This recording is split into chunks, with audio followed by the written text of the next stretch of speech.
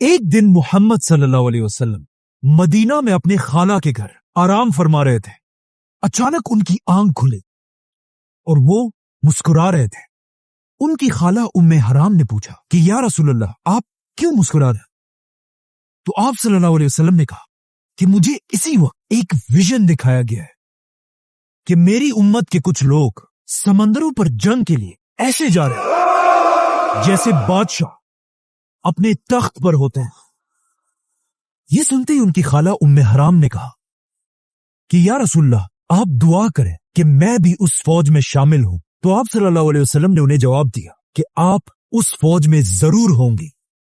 रसूलुल्लाह सल्लल्लाहु अलैहि वसल्लम के बाद मुसलमान हजरत उमर के दौर में दुनिया की सबसे बड़ी सुपर पावर बन चुके थे और मुसलमानों की फौज ईस्ट वेस्ट हर तरफ फैल चुकी थी। लेकिन अब भी मुसलमानों की एक बहुत बड़ी कमजोरी थी, समंदर। और रोमन एम्पायर बार बार इसी समंदर के रास्ते मुसलमानों पर हमले किया करती थी, क्योंकि अब तक मुसलमानों के पास अपनी कोई भी नेवी नहीं थी। इसीलिए हजरत उमर के जमाने में उनके एक गवर्नर हजरत मुआविया रज़ियल्लाहु अन्हु ने उनकी तरफ एक लेटर भेजा कि अब वक्त आ चुका है कि मुसलमान भी अपनी पावरफुल नेवी बन। लेकिन हजरत उमर ने ऐसा करने से बिल्कुल इनकार कर दिया, क्योंकि इस समंदर में पिछले 700 साल से रोमन एम्पायर का राज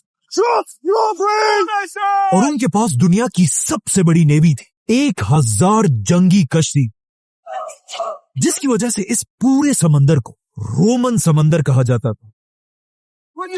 जिसके मुकाबले में मुसलमान डेजर्ट में रहने वाले लोग थे और उनके पास समंदरों में जंग करने का कोई एक्सपीरियंस नहीं था।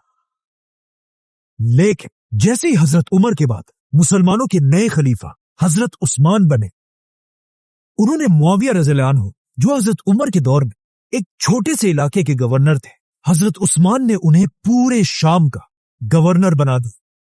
और एक बार फिर मुआविया रज़ियल्लाहु अन्हु ने अपने कजन हजरत उस्मान की तरफ वही सेम लेटर भेजे। लेकिन हजरत उस्मान ने उन्हें जवाब दिया कि जब हजरत उमर तुम्हें नेवी बनाने से रोक रहे थे तब मैं उनके पास ही खड़ा था, मतलब अब भी नेवी बनाने की इजाजत नहीं है। लेकिन हजरत मुआविया बार बार खलीफा उस्मान से नेवी बनाने की इजाजत मांगते रहे, यहां तक कि एक लेटर में उन्होंने ये भी लिखा कि रोमन एम्पायर का साइप्रस हमारे इतने करीब है कि वहां के कुत्तों के भौंकने की आवाज भी हमें यहां सुनाई देती है। बाय द वे, ये सिर्फ हजरत मुआविया ने एक मिसाल दी थी, असल में वहां से कुत्तों की आवाज नहीं पहुंच सकती। आखिर हजरत मुआविया के बार बार कहने पर हजरत उस्मान ने उन्हें साइप्रस पर हमला करने की इजाजत दे दी। लेकिन हजरत उस्मान ने कहा कि तुम एक ही शर्त पर नेवी बना सकते हो कि अगर वाकई तुम कश्तियों पर जंग करना इतना ही आसान समझते हो तो फिर इस जंग पर तुम सारे जनरल्स अपनी बीवियों को भी साथ लेकर जाओगे। मुआविया रज़ियल्लाहु अन्हु ने खलीफा उस्मान की यह शर्त कबूल की और इस्लाम की पहली नेवी बनाने का हुक्म दी। लेकिन यहां मसला यह था कि मुसलमानों में किसी को भी बड़े बड़े जंगी जहाज बनाने का तरीका नहीं आता था। तो फिर मुसलमानों ने आखिर ये नेवी बनाई कैसे? असल में इससे बहुत साल पहले जब मुसलमानों ने ये सारे इलाके फतह नहीं किए थे और यहां रोमन एम्पायर की हुकूमत थी, रोमन एम्पायर ने अपनी नेवी के लिए फलस्तीन और इजिप्ट में जंगी जहाज बनाने के 2 बड़ी बड़ी फैक्ट्रीज बनाई थी, जहां रोमन एम्पायर की नेवी के लिए बड़े बड़े जहाज बनाए जाते थे, जिनका नाम था ड्रोमोन। और ये इतनी बड़ी कश्तियां थी कि इनमें एक ही टाइम पे 300 वॉरियर्स सवार हो सकते थे। लेकिन अब जब मुसलमानों ने रोमन एम्पायर से ये सारे इलाके फतह, कश्तियां बनाने की ये 2 फैक्ट्रीज भी मुसलमानों के हाथ है, जो पहले तो मुसलमानों के किसी काम के नहीं थे। लेकिन अब खलीफा उस्मान के ऑर्डर्स पर इन फैक्ट्रीज को दोबारा खोला गया और मुआविया रज़ियल्लाहु अन्हु ने क्रिश्चियन इंजीनियर्स को अपने पास बुलाया कि अब रोमन एम्पायर के लिए नहीं बल्कि हमारे लिए समंदरी जहाज बनाओ। और इस तरह इस्लाम की पहली नेवी तैयार होने लगी। जैसे ही कुछ कश्तियां तैयार हुई तो खलीफा उस्मान के ऑर्डर्स के मुताबिक हजरत मुआविया और उनके जनरल्स अपनी बीवियों को साथ लेकर साइप्रस फतह करने के लिए रवाना अब यहां एक बहुत ही इंटरेस्टिंग बात यह थी, हजरत मुआविया के जनरल्स में से एक की बीवी का नाम था उम्मे हराम रज़ियल्लाहु अन्हा। ये वही उम्मे हराम थी जिन्होंने आप सल्लल्लाहु अलैहि वसल्लम से कहा था कि या रसूलल्लाह, आप दुआ करें कि मैं भी उस फौज में शामिल हूं। तो आप सल्लल्लाहु अलैहि वसल्लम ने उन्हें जवाब दिया कि आप उस फौज में जरूर होंगे। जैसे ही मुसलमानों की फौज साइप्रस पहुंची, साइप्रस के सारे लोगों ने मुसलमानों के सामने सरेंडर कर दिया। ये इस्लाम की नेवी की सबसे पहली फतह थी। लेकिन जैसे ही मुसलमान यहां पहुंचे, उम्मे हराम अपने घोड़े से गिरकर शहीद हो गई और यही साइप्रस में आज तक उनकी कब्र है, जिन्हें तुर्की में हाला सुल्तान के नाम से याद किया जाता है। इसके बाद अगले 4 साल तक साइप्रस मुसलमानों के कंट्रोल में रहा। लेकिन 4 साल बाद जब मुसलमानों की नेवी में कश्तियां और भी बढ़ गई, हजरत मुआविया इन सारे जहाजों को लेकर और भी आगे बढ़े और सीधा रोमन एम्पायर के कैपिटल कॉन्स्टेंटिनोपल, इस्तांबुल की तरफ बढ़ने लगे। यहां तक कि कहा जाता है कि मुसलमान रोमन कैपिटल के इतने करीब पहुंच गए कि मुसलमान अपनी आंखों से रोमन बादशाह के किले को देख रहे थे और रोमन बादशाह कॉन्स्टेंस मुसलमानों की फौज को देख रहा था। मुसलमान रोमन कैपिटल पर हमला करने के लिए बिल्कुल रेडी थे, क्योंकि उन्हें पता था कि रसूलुल्लाह सल्लल्लाहु अलैहि वसल्लम की एक हदीस है, जो भी मुसलमान फौज सबसे पहले रोमन बादशाह के शहर पर हमला करेगी, उन्हें जन्नत मिलेगी। जैसे ही हजरत मुआविया कैपिटल की तरफ बढ़ने लगे, उसी वक्त उन्हें खबर मिली कि पीछे साइप्रस में मुसलमानों के खिलाफ बगावत हो चुकी है।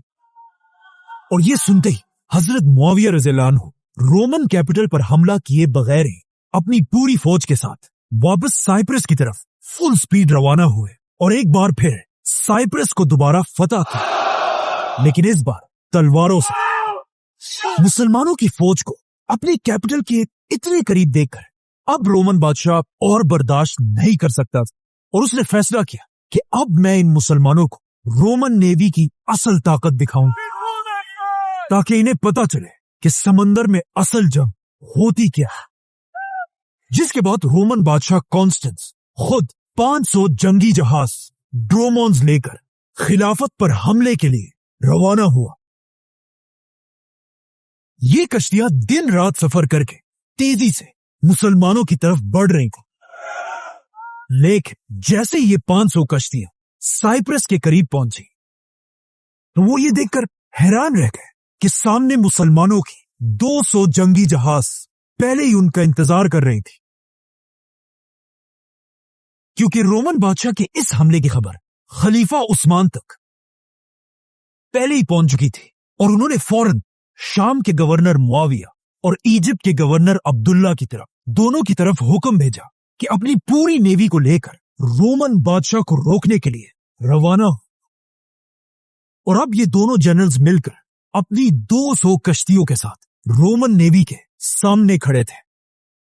इजिप्ट के गवर्नर अब्दुल्ला बिन साद की कश्तियां मुआविया रज़ियल्लाहु अन्हु से ज्यादा थी, इसीलिए इस जंग के बड़े जनरल अब्दुल्ला बिन साद थे।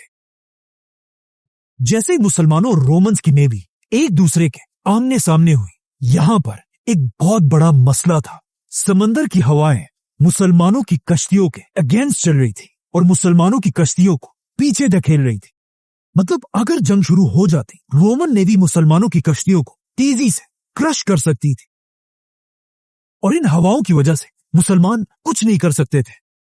ये देखकर मुसलमानों के जनरल ने हुक्म दिया कि सारे कश्तियों के एंकर्स गिरा दिए जाए और कश्तियों को अपनी अपनी जगह पर रोक दिया जाए।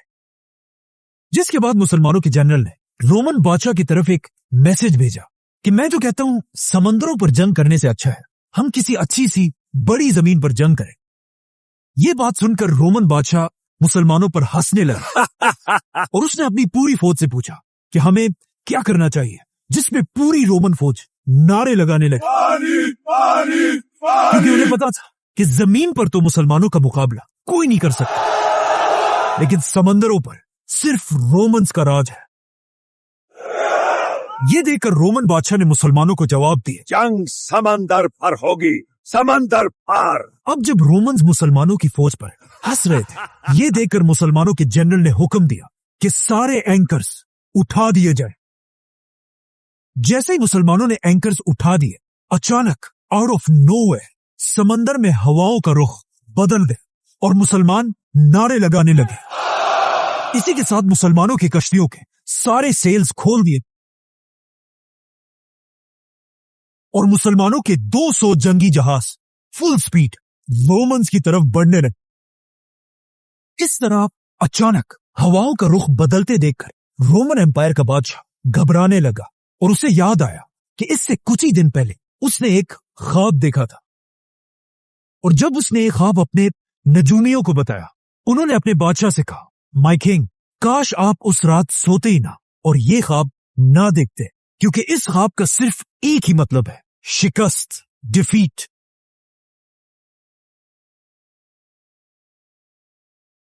मुसलमानों की कश्तियां तेजी से रोमन्स की तरफ बढ़ रही थी और जैसे ये कश्तियां बिल्कुल एक दूसरे के करीब पहुंची तो ऑफ कोर्स क्या होना,